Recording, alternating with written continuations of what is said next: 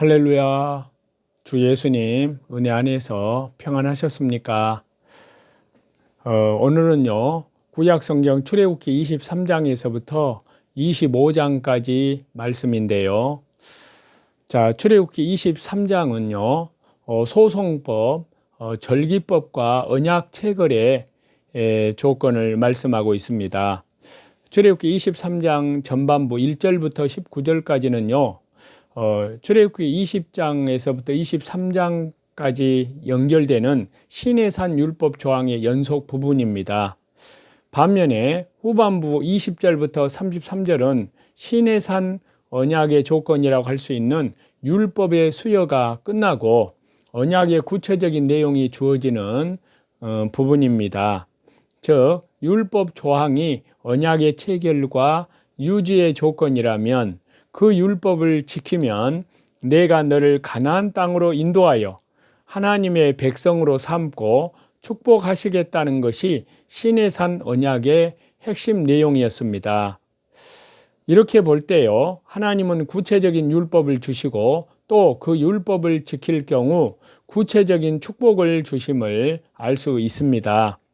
우리는 이 사실을 이스라엘 민족의 언약 체결과 가나안 정복이 구속사적 측면에서 신약의 성도의 거듭남, 말씀과 성령으로 중생하는 천국 구원의 예표라는 점과 연결을 시킬 때, 즉 하나님의 구속사는 단순한 관념이 아니라 저와 여러분, 우리 영혼의 실질적인 변화와 순종을 요구하고 그 결과로 영혼과 육신의 실질적인 구원을 보장함을 알 수가 있습니다. 다음으로 출애굽기 24장의 말씀인데요. 여기에서는 시내산 언약과 또 모세의 시내산 40일 기도에 대한 말씀을 하고 있는데요. 자, 먼저 세부적으로 말씀을 드리면 여기 출애굽기 24장의 전반부 1절부터 11절까지는 출애굽기 19장에서부터 23장까지 준비되어 오던 시내산 언약이 전 민족적으로 공식 체결되는 그러한 장면인데요. 이로써 구약의 이스라엘 민족이 정식으로 태동이 되었습니다. 그들은 이제 선민의 지위를 합법적으로 갖게 되었습니다. 여기에 사건 자체가 구속사적 사건으로서 신약의 교회와 연결되어 갖는 기본적인 의의가 요약되어 있는데요.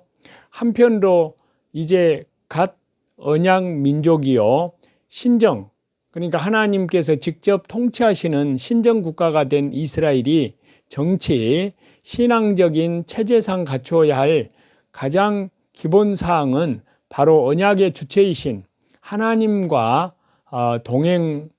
동행과 하나님과의 교제의 길을 원천적으로 확보하는 것이었는데요.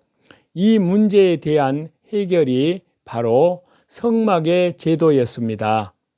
그리하여 여기 출애굽기 24장 후반부 12절부터 18절까지는 하나님의 임재의 처소인 성막 제도에 대한 율법을 받기 위해서 모세가 시내산 위로 다시 하나님께 나아가서 40일간을 기도하며 홀로 거하는 그러한 말씀을 우리가 알 수가 있습니다. 다음으로 출애굽기 25장에 대한 말씀인데요. 여기에서는 성막의 헌금 명령과 법궤, 떡상, 등대 등의 규례를 말씀하고 있습니다.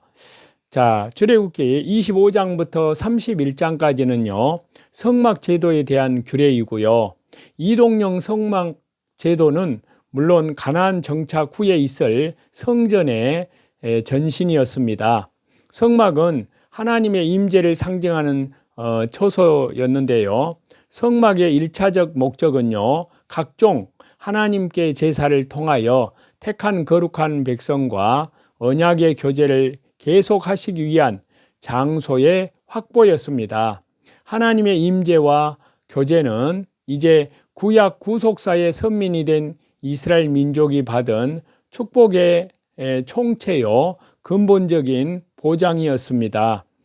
한편으로 하나님의 임재를 상징하는 성막은요, 본질적으로는 구속사의 영원한 임마누엘, 즉 하나님께서 우리와 함께 계시다는 바로 주 예수님 그리스도를 예표합니다.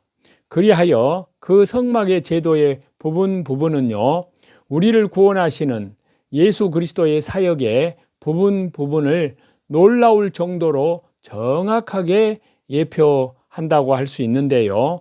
또한 나아가서 성막은 예수님의 십자가에 죽으신 후 부활하신 후에 승천 이후에 각 성도의 인격 안에 보혜사 성령님이 내주하심을 예표하기도 합니다. 그리하여 신약에서는 우리의 육신이 거듭난 그리스도인의 몸이 곧 성령이 내주하시는 성전이라고 그렇게 말씀을 하십니다. 예수님이 오시기도 전에 구약의 성막의 제도의 부분이 신약의 예수님 사건의 부분을 정확히 예표하고 있다는 사실은요, 구약 성경과 신약의 역사가 우연의 연속이 아니라 한 분 창조주 하나님에 의하여 연결된 한 줄기 구속사의 전개임을 증명하는 또 하나의 결정적인 증거라고 할 수 있습니다. 자, 한편으로 이 출애굽기 25장은요, 성막 건축에 앞서서 다짐한 두 가지의 내용을 먼저 1절부터 9절까지에서 밝히고 있습니다. 그것은요, 성막에 쓰일 물질이 우선적으로 이제 선민이 된 백성들이 자발적으로 바치는 헌물로 충당되어야 한다는 사실과 그 성막의 제도가 인간의 고안이 아니라 하나님의 계시에 의한 것이어야 한다는 것입니다. 자, 전자가 신앙생활은 그 동기가 자발적으로 이루어져야 함을 보여준다면요, 후자는 일단 하나님을 섬길 때에는 인간의 방법이 아니라 하나님의 방법대로 행해야 함을 보이고 있습니다.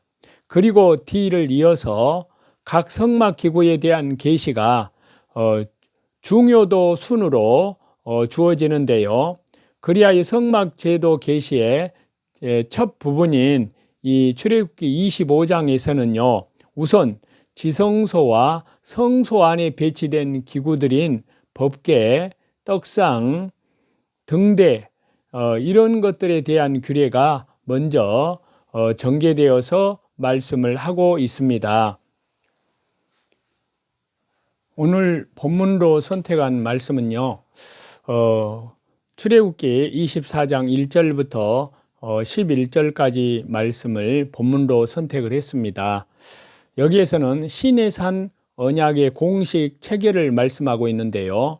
또 모세에게 이르시되 너는 아론과 나답과 아비후와 이스라엘 장로 70인과 함께 여호와에게로 올라와 멀리서 경배하고 너 모세만 여호와에게 가까이 나아오고 그들은 가까이 나오지 말며 백성은 너와 함께 올라오지 말지니라.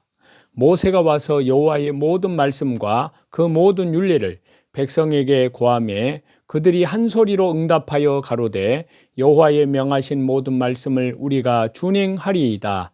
모세가 여호와의 모든 말씀을 기록하고 이른 아침에 일어나 산 아래 단을 쌓고 이스라엘 12지파대로 12기둥을 세우고 이스라엘 자손의 청년들을 보내어 번제와 소로 화목제를 여호와께 드리게 하고 모세가 피를 취하여 반은 여러 양푼에 담고 반은 단에 뿌리고 언약서를 가져 백성에게 낭독하여 들리매 그들이 이르되 여호와의 모든 말씀을 우리가 준행하리이다. 모세가 그 피를 취하여 백성에게 뿌려 이르되 이는 여호와께서 이 모든 말씀에 대하여 너희와 세우신 언약의 피니라. 모세와 아론과 나답과 아비후와 이스라엘 장로 70인이 올라가서 이스라엘 하나님을 보니 그 발 아래에는 청옥을 편듯하고 하늘같이 청명하더라. 하나님이 이스라엘 존귀한 자들에게 손을 대지 아니하셨고 그들은 하나님을 보고 먹고 마셨더라. 아멘. 자, 출애굽기 20장에서부터 23장에는요.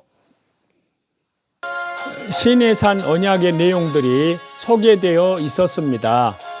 자, 이제 본문에는 그 언약을 기초로 해서요. 하나님과 선민, 이스라엘 간의 공식적인 언약이 체결되는 장면이 기록되어 있는데요.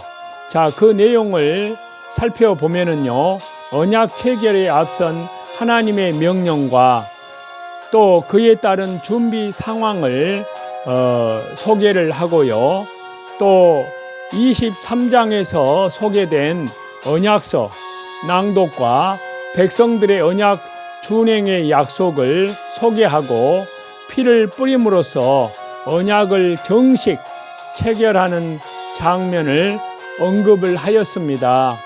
그리고 백성의 대표자들인 70명의 장로들이 여호와 하나님 앞에서 친교의 식사를 함으로 언약이 최종 마감하게 되었음을 기록하고 있습니다. 이렇게 해서요, 이제 이스라엘은 공식적인 하나님 나라의 시민으로서 하나님의 지대한 관심과 하나님의 보호 아래 머물게 되었습니다. 동시에 제사장 나라의 시민으로서 하나님의 거룩하신 뜻을 실현하는 거룩하게 죄로부터 구별된 하나님 나라의 귀한 도구들이 되었던 것입니다. 실로 하나님의 거룩한 백성이 된다는 것은요, 가장 큰 영광이요 기쁨인 동시에 자신들을 선택해 내신 하나님의 아름다운 덕을 온 세계 열방 만방에 선전을 해야 하는 막중한 책임이 부여되는 것이라고 할 수 있습니다. 그래서요, 오늘도 저와 여러분은 말씀과 기도로, 말씀과 성령님으로 충만해서 모든 삶의 현장에서, 가정에서, 직장에서, 일터에서, 사업의 현장에서 그리스도의 증인으로서 하나님 나라의 생명의 복음을 전파하고 또한 그리스도의 순결한 신부들로 우리 주 예수 그리스도의 재림을 향하여 나아가시는 저와 여러분이 되시기를 예수님의